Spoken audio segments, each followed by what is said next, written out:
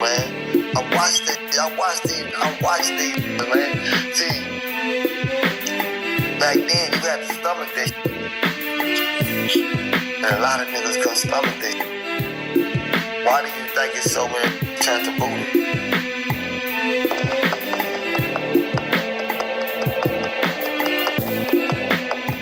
Prison Stories 101, man. We got him right back in the building, man. Dewberry, of the Dewberry clan. Welcome back, first and foremost. Already, man. What's up? You already know it's a blessing, man. Man, come on. I meant to ask you, before I begin into that, if you don't mind, letting people know who you are, reintroduce yourself. Let them know how much time you sat down for. Oh, man, you know, man, I'm Anthony Dewberry, man. Straight up out of West Dallas, Texas, man. I did 18 years, man. Started to be at 15, man. You know what I'm saying? Ended at 33. 15, 33, man. That's exactly what I want to talk about. I want to talk about prison as a legacy, man. Before you went in, who in your family or around you, friends, had served times, notable names, whether, you know, your daddy, your granddaddy? Oh, man, shit, nobody. Wow. Nobody. You were the first. Well, my brother was in TYC. He did a stint in TYC before his prison. Nobody in my family was never been to prison. Wow. So I was the first one to go to prison. What does that do for your mental to know, like, this is you the first one that got hit with this type of sentence? You don't even think about it. You know what I'm saying? It's not something that you don't even think about it. But you just think about the fact that you are headed to prison. Yeah. So that there alone is it's psychological. Yeah. But at the same time, when you growing up in the streets and you trying to get a name for yourself, it's like that's a strike. Yeah. It's a strike. It's like, okay, I'm gonna get a strike, man. You know what I'm saying? So it's like it's a badge for honor.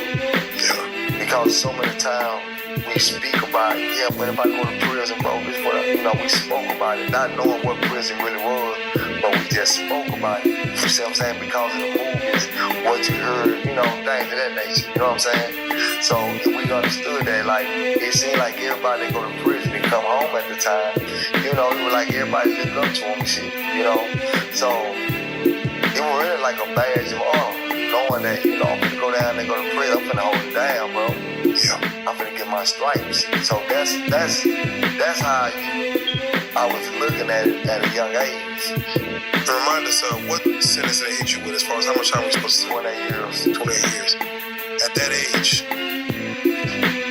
are you looking at, hey, my 20s, 30s is done? Where you like, all right, Man, I ain't worried about it. You know what? You know how I looked at it?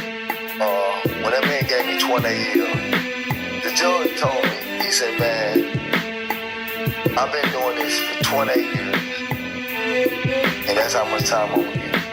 I got time because the judge said he been doing this for 28 years, and he gave me 28 years. Give me It was crazy because when he gave it to me, my mama now, she break down. You know what I'm saying? I couldn't break down. Like I told her, it's gonna be alright. You know, I looked at my mom and told her, I said, man, I'm gonna be alright. I'm gonna be alright. The reality of what I did, what I'm locked up for, and seeing the effect that I caused not only my mama, because while the trial was going on, they had a picture of a man laying down on the you know, at the hospital on the bed with a big old hole in him. They showed me the picture. So I looked at it. Then they showed the picture to his mama. His mama broke down. It cracked her. You know what I'm saying? That feeling right there, it shit hit me, man. That shit really hit me. the mama breaking down. Yeah. So when my mom broke down, it hit me, but I'm like, and I gotta pay for what I did, bro. I gotta go sit down, man. I gotta go sit down, man, because I done hurt 2 mamas, man. So my mind is at that age. I gotta go do what I gotta do.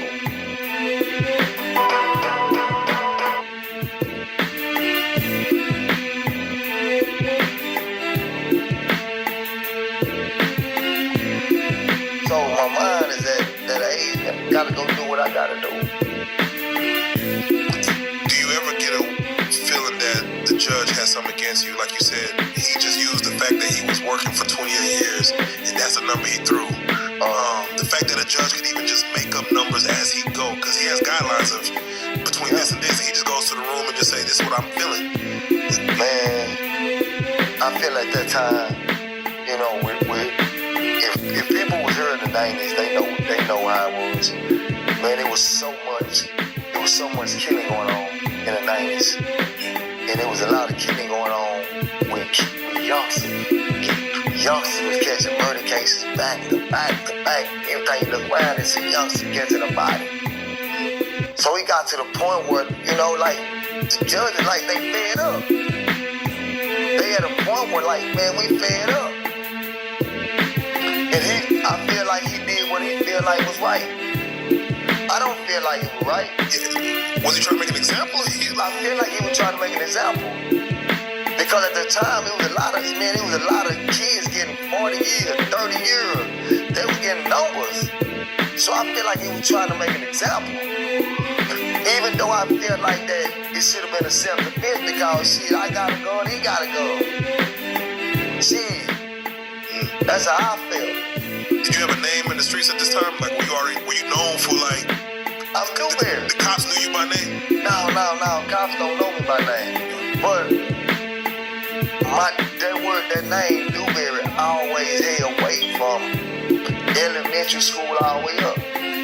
Straight up. From Big Bro, my other bro, and me. I name like Dewberry. You see what I'm saying? You can't say the West without saying Dewberry. I don't give a damn who you is. So that's how that was. You know what I'm saying? But nigga wasn't into like getting into it, going to jail, doing none of that was going on. So it's just that I feel like the judge got to the point where he got fed up. You get fed up seeing these kids steady coming in with a murder case. You get tired. Yeah. From your knowledge, the kids, I mean, like you said, it was like murder after murder case. Was there like no remorse for the murder game that was getting put down? Like young kids just had no remorse for the bodies that they was dropping? They just didn't know no better. We didn't know what it was like to be in prison. We didn't know what it was like. We didn't know what prison was like. We just knew that we wanted to get stripes. We woke up to get a stripe. We woke up to catch, whatever it is. I mean, I ain't gonna be straight up with it. But I woke up to catch body. To show my partners that the real love I got for them.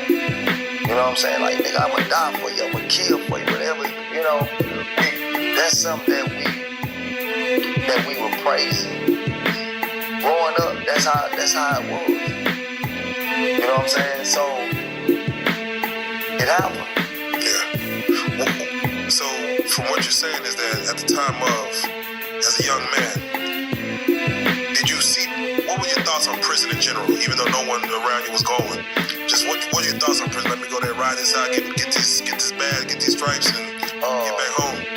My thing with prison was about go in that motherfucker, go down there, you get big in the motherfucker, get stocky, come home, you got a stripe, now everybody looking up to you like, nigga, that gonna big homie right there, nigga, you swole it out. That was the psychological mindset that nigga had, not knowing the real motherfucking shit that was going on down there, cause we don't know.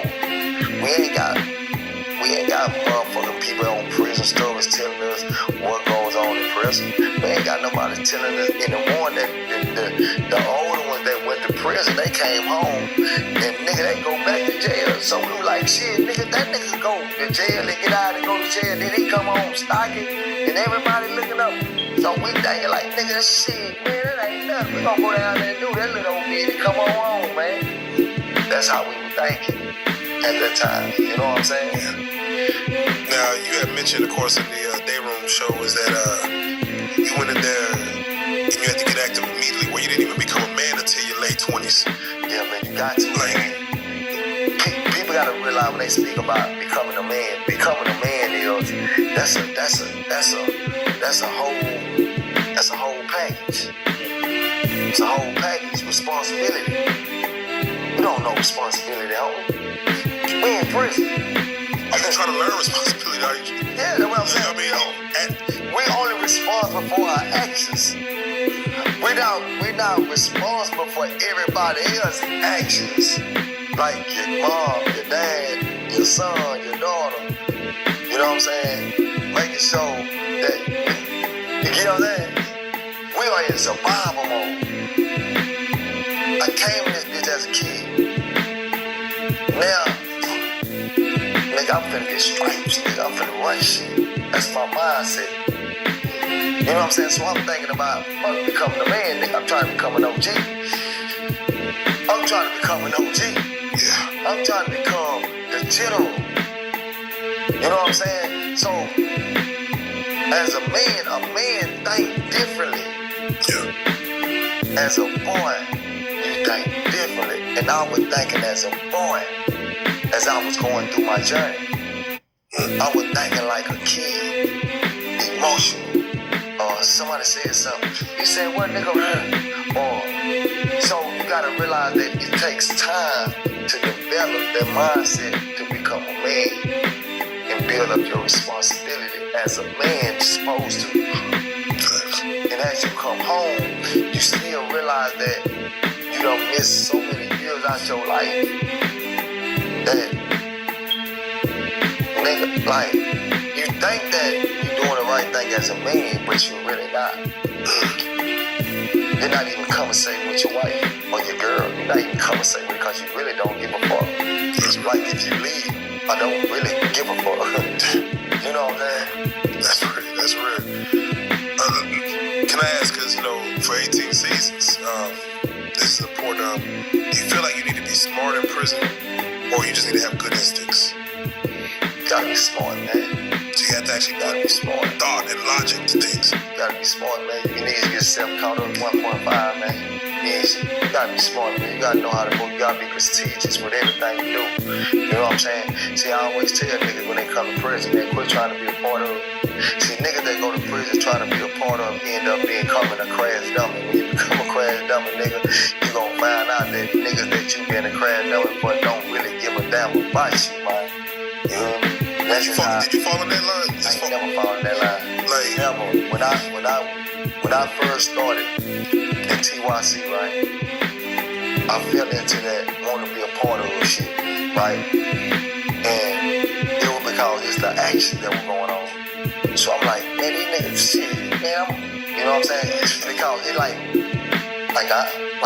not worried about scratching because I'm not trying to be funny, but I've been a heavy hitter since, I've been wanting, put like this, I've been wanting to warn from the shoulder since the beginning. You know what I'm saying? So that's nothing. But now you want to be a part of, so when you want to be a part of, you want to show your loyalty towards this here. You want to show your loyalty towards that here. That's what you want to do, right? So you'll find yourself doing 18 years like I did. You know what I'm saying? You'll find yourself doing more time instead of like some people go to TYC trying to go back to court at prior to your 18th birthday, they go home. But then you'll find motherfuckers like me, nigga. I'm finna get ready to go to court in 2 months. Shit.